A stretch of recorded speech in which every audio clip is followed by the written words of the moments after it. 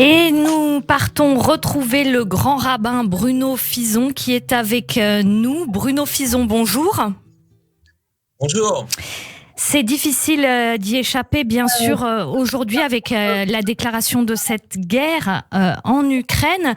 Retour avec vous donc là-bas pour parler des Juifs du pays en proie donc à la guerre lancée par Vladimir Poutine depuis cette nuit. Oui, c'est extrêmement douloureux pour nous, tant l'histoire des Juifs et l'histoire de l'Ukraine s'entremêlent avec des temps de tristesse.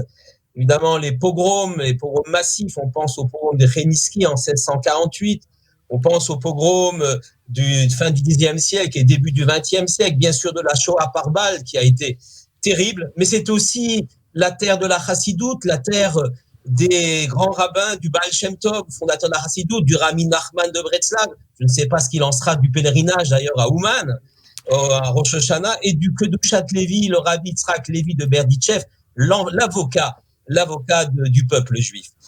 Alors j'ai appelé mon ami le grand rabbin d'Odessa, le rabbin Shlomo Bakht, et très intéressant, d'abord ils sont sur le front, un certain nombre de juifs sont évacués vers la Moldavie, d'autres ne peuvent pas partir. Il y a beaucoup de juifs en Ukraine, beaucoup à Kiev, beaucoup à Odessa.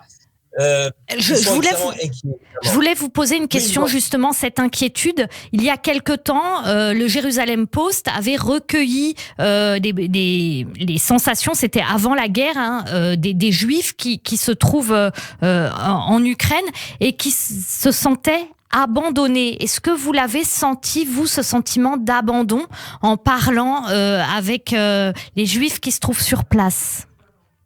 Oui, très clairement. Alors, pas de la communauté juive, puisque nous, on essaye, voilà, les rabbins, on est en contact, on essaye de les aider, de faire ce que l'on peut. Je ne sais pas, je pense que l'État d'Israël a pris certaines dispositions, mais cette guerre est tellement subite qu'on ne peut pas partir. Les gens sont bloqués, les gens sont enfermés. On ne peut pas se fuir, c'est extrêmement difficile. Oui, un état d'abandon, parce que malheureusement, le fait est que personne n'ira faire la guerre en Ukraine pour défendre l'Ukraine. Alors, est-ce que les forces russes qui vont arriver seront hostiles aux Juifs? On ne le pense pas, puisque les Juifs à Moscou vivent relativement tranquillement, mais l'inquiétude est très très forte. Oui, je voudrais donner quand même un message d'espoir. D'abord, l'attitude extrêmement digne du rabbin Bakht, le grand rabbin d'Odessa, très serein, c'est presque lui qui me rassurait en disant « Ne vous inquiétez pas, on va protéger les gens qui sont ici chez nous. Il y a beaucoup de personnes âgées qui ne peuvent pas se déplacer. Il y a des enfants. Il y a une grande école juive à Odessa. 1 millier d'enfants dans cette école. Évidemment, elle est fermée. Les synagogues sont fermées. Parce qu'en plus des bombardements et de la crainte de l'invasion russe, on craint aussi des hooligans ukrainiens, des ultranationalistes qui s'en prendraient aux Juifs. On ne sait pas pourquoi. Donc, on est toujours les victimes des uns et des autres.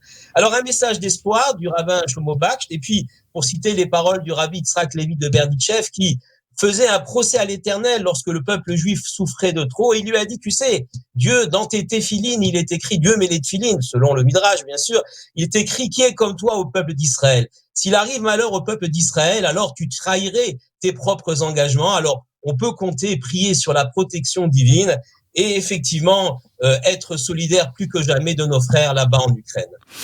Merci beaucoup d'avoir été avec nous, Bruno Fison, et surtout de nous avoir parlé, relaté les sentiments des Juifs qui se trouvent actuellement en Ukraine, où c'est la guerre depuis cette nuit et où, comme vous l'avez dit, il est très difficile de se déplacer, de pouvoir s'enfuir. Israël appelle ses ressortissants et les binationaux, il y a certains Juifs ukrainiens, à essayer de partir à pied, puisque de toute façon l'espace aérien est fermé.